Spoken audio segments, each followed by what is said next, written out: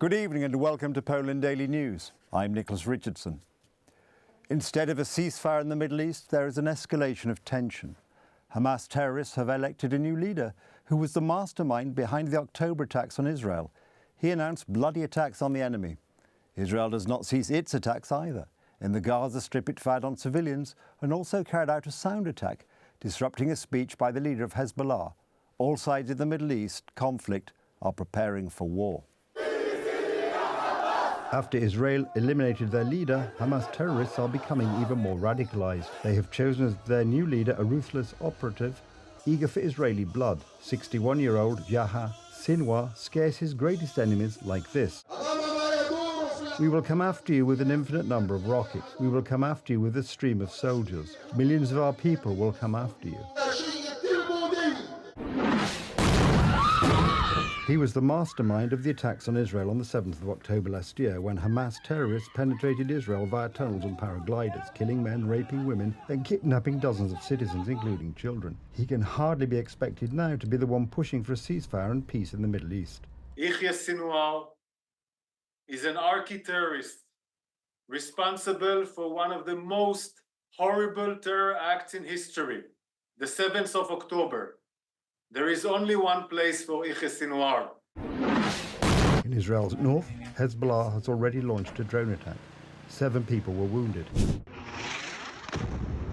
But Tel Aviv does not remain silent. It is methodically destroying the Gaza Strip. This is an attack on a refugee camp and residential buildings. In addition to terrorists, the Israeli military is also taking on civilians.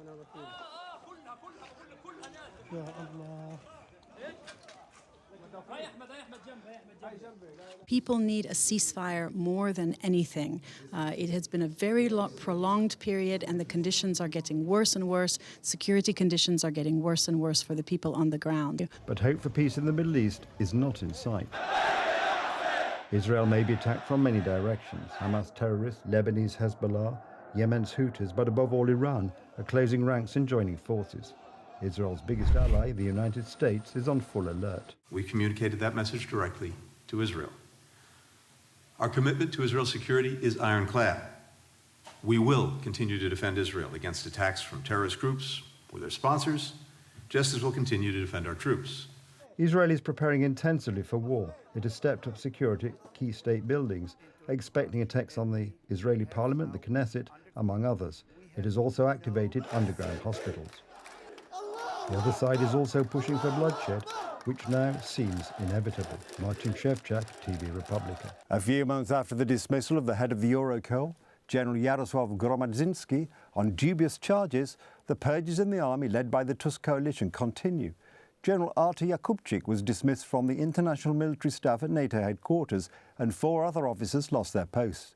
General Ryszard Parafianowicz, General Rob Głąb, General Roman Kopka, and General Grzegorz Skorupski.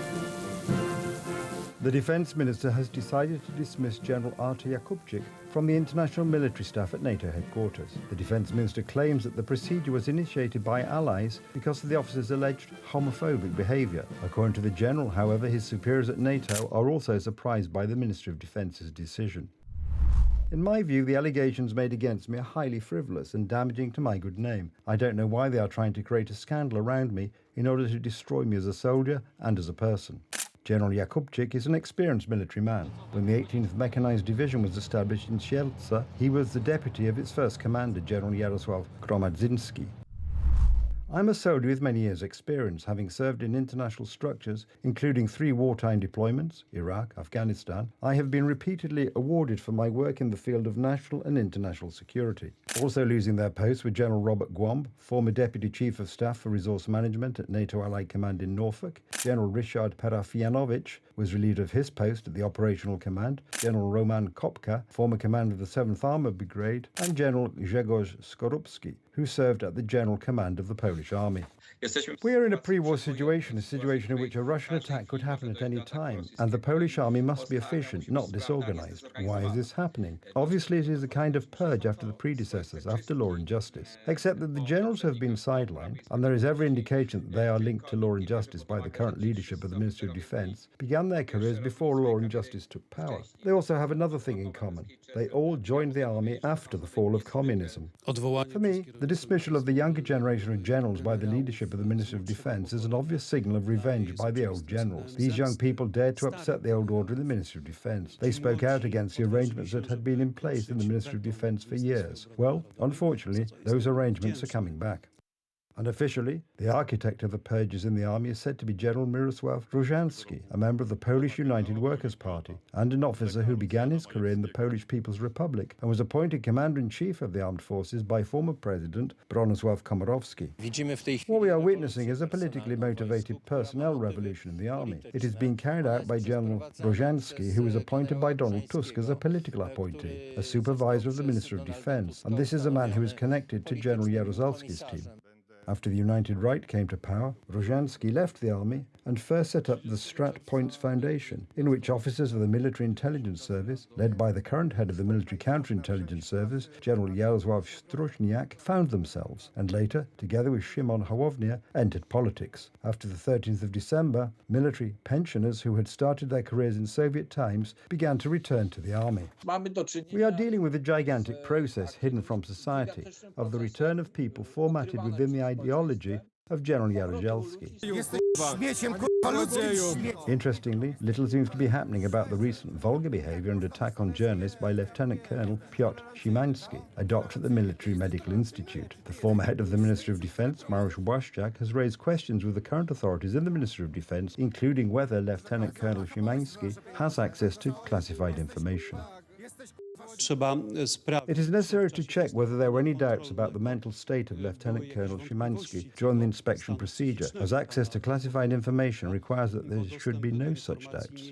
The procedure for access to the officer's classified data will probably be carried out by the Military Counterintelligence Service, headed by General Struzik and his deputy, Krzysztof Dusza. One of the architects of the agreement concluded between the Polish Military Counterintelligence Service and the Russian FSB during the first government of Donald Tusk. And General Struzik himself is preparing a report for the Prime Minister on Russian influence in Poland. Radosław Jankiewicz, TV Republica.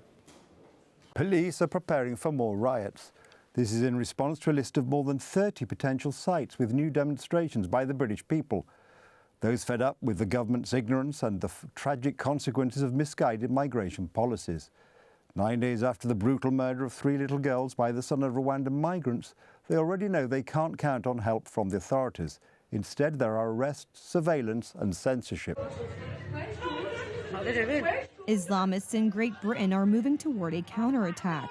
Armed with machetes, among other things, they are patrolling British streets. They attack isolated white Englishmen. The police are not responding, and this only increases people's anger and frustration. I am sick of being scared every day when I leave my f***ing house just to go to work to earn a living like what you lot are doing. But I ain't got a baton, I ain't got a taser. Yeah, if someone wants to come and stab me, I'm dead. Then what are you lot gonna do? Islamists, on the other hand, are feeling increasingly confident in Great Britain. A man who introduced himself as the head of the local community demanded that the crew stop working as he approached Michał Gwardyński, a journalist from our TV station, who was preparing for live coverage. What's the problem? What's the problem? You guys are problem. You guys are problem. You're staying here. Because nobody do film here. And you guys doing why we can stay here? No, I'm asking why are you guys here? I want to know why you guys are here. The Muslims called the police, and the police, instead of ensuring the safety of our team, warned that it would be better if they left. Censorship in the UK is ever present, and it's also worth noting the role of the police, who come to the authors of comments on Facebook. The police willingly carry out the orders of the Muslim community by becoming their real spokesperson. The day before yesterday, a Sky News TV reporter experienced a similar situation. She had to stop her coverage under pressure from several masked Islamists, despite the British media taking the side of the immigrants. Protesting Britons are being called far-right thugs. Great Britain, the BBC, used to boast that there is no censorship there. Well, there in the UK there is censorship that is very unfortunately intrusive. What your reporter experienced yesterday only confirms this. Authorities and the media also accuse the X portal and its owner, Elon Musk, of provoking riots. In fact, the billionaire's portal is currently the only mass media outlet that presents accounts of both sides of the conflict. However, publishing comments that are inconvenient to the authorities is punished with lightning speed. Over 400 people now have been arrested, 100 have been charged, some in relation to online activity, and a number of them are already in court. And I'm now expecting substantive sentencing before the end of this week. That should send a very powerful message to anybody involved, either directly or online. Such appeals, however, are having the opposite effect. Today alone, protests by Britons are expected to take place in more than 30 towns and cities. The Prime Minister's stance is being mocked by Islamists. Protection ourselves, and a message to Keir Starmer. Message to Keir Starmer is, we don't need your funding. We will fund and protect the house of Allah.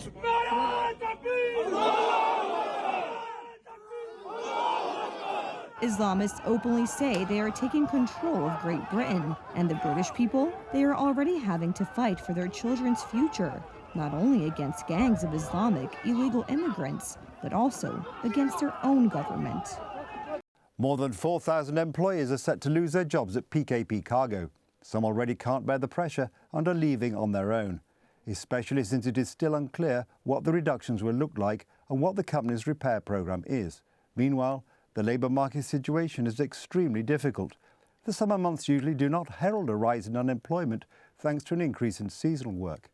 This year, however, unemployment rose to 5% in July. What is the government's recovery plan? Will they just blame their predecessors? As many as 4,000 people have been laid off from the state-owned PKP Cargo, and the company is in serious financial trouble, not only because an investigation has been launched into PKP Cargo's management. What is the state of the national carrier today, and what will happen to the people, to the employees, and how will it affect the Polish economy? We will not give PKP Cargo to anyone, especially not to the Germans. The Solidarity Trade Union does not agree with mass dismissals at PKP Cargo. We do not agree with the lack of dialogue on the part of the company's authorities, with the mockery of the employees. More than 4,000 workers will lose their jobs in PKP Cargo. Already, 3,000 of them are not obliged to provide work.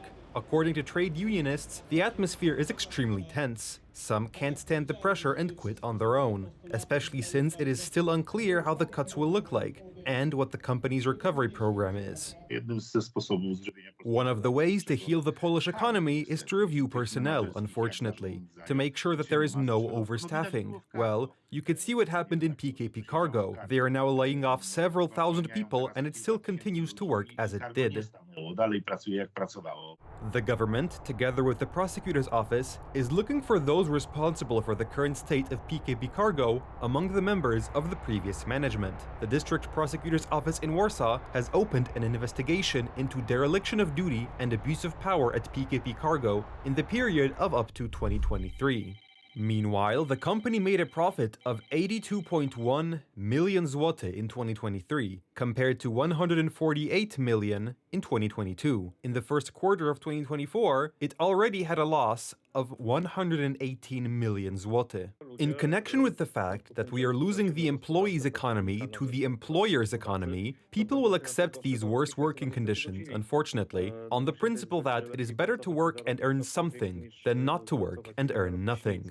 The labor market situation is already surprisingly tough. In the summer, the unemployment rate usually drops due to an increase in seasonal work, but not this year. In 1 month, more than 4,000 people became unemployed, and by the end of July, there were as many as 776,400.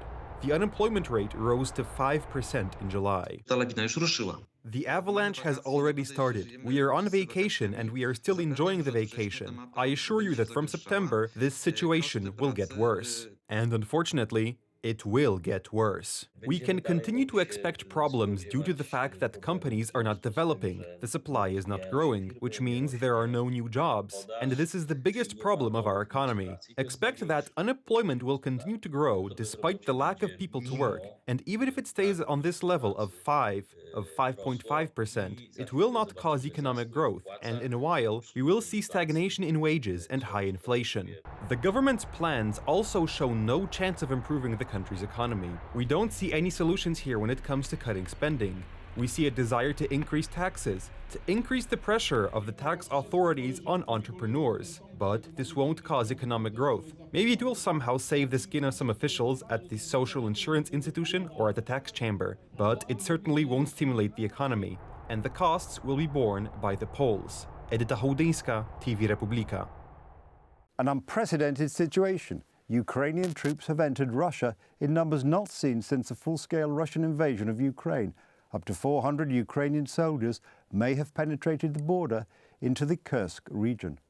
Not only Ukrainian soldiers, but also 11 tanks and 20 armored combat vehicles are taking part in an offensive that has taken the barbaric Russian Federation completely by surprise. Vladimir Putin has called an emergency meeting with members of the Security Council. The attack was preceded by nighttime drone fire. The Ukrainians crossed the border at 2 points and took control of 4 border towns.